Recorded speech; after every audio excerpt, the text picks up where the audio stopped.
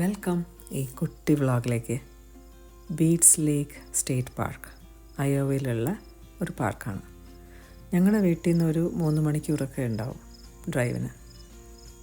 മുമ്പ് വേറൊരു പാർക്കിൻ്റെ വീഡിയോയിൽ ഞാൻ പറഞ്ഞു ഇനി അടുത്ത പാർക്കിലേക്ക് ഒരു യാത്ര എന്ന്. ആ യാത്രയാണിത്.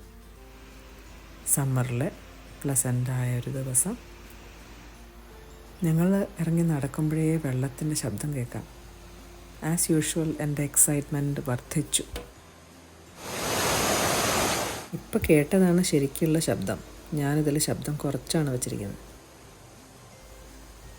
ആ വെള്ളച്ചാട്ടം കൂടെ കണ്ടപ്പോൾ എനിക്ക് വളരെ സന്തോഷമായി. ഞാൻ ഓൺലൈൻ നോക്കിയിരുന്നപ്പോൾ കണ്ടിരുന്നു ഒരു ഡാമാണെന്നും വെള്ളച്ചാട്ടവും. പക്ഷെ അതിൻ്റെ നേരെ മുമ്പിൽ നിൽക്കാൻ പറ്റുമെന്ന് ഞാൻ അറിയുന്നത് അവിടെ ചെന്നപ്പോഴാണ്. അത് വലിയ സന്തോഷം തന്നു. കുറച്ച് ഫോട്ടോസും വീഡിയോസൊക്കെ എടുത്ത് അതിൻ്റെ ഭംഗിയൊക്കെ ഒന്ന് ആസ്വദിച്ച് അങ്ങനെ നിന്നു.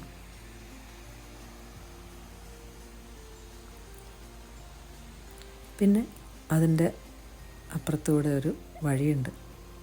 അവിടെ കൂടെ ഒന്ന് നടന്നു. പാലം എന്ന് പറയാൻ വയ്യ, ഓട്ടുകളിൽ കൂടെ വെള്ളം അപ്പുറത്തേക്ക് ഒഴുകുന്നു. അത് നല്ല രസമുണ്ട്.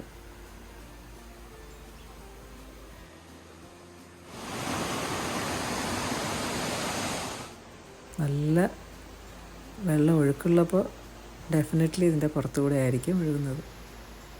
എന്തായാലും ആ പ്രശ്നമൊന്നുമില്ലാതെ നമുക്കതിൻ്റെ പുറത്തുകൂടെ സുഖമായി നടക്കാം.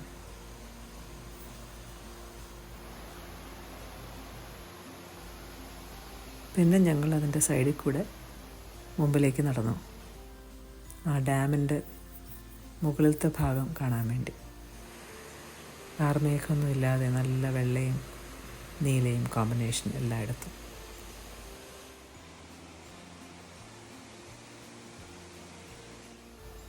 അവിടുത്തെ കാട്ടുചെടികളും പൂക്കളും.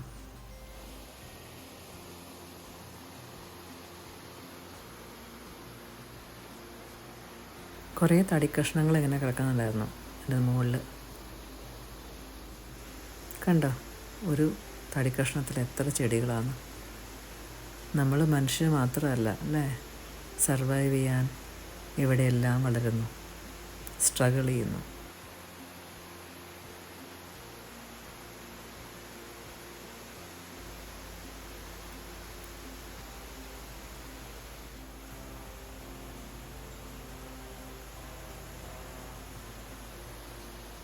ചുറ്റുമുള്ള കാടും വെള്ളത്തിൻ്റെ ഒഴുക്കുമൊക്കെ ആസ്വദിച്ചപ്പോൾ ഒരു പൂമ്പാറ്റ.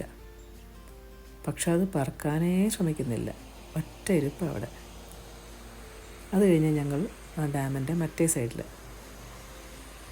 അവിടെ ഹൈയസ്റ്റ് പോയിന്റിൽ കയറി നിന്നു. എന്നിട്ട് താഴേക്ക് നോക്കി.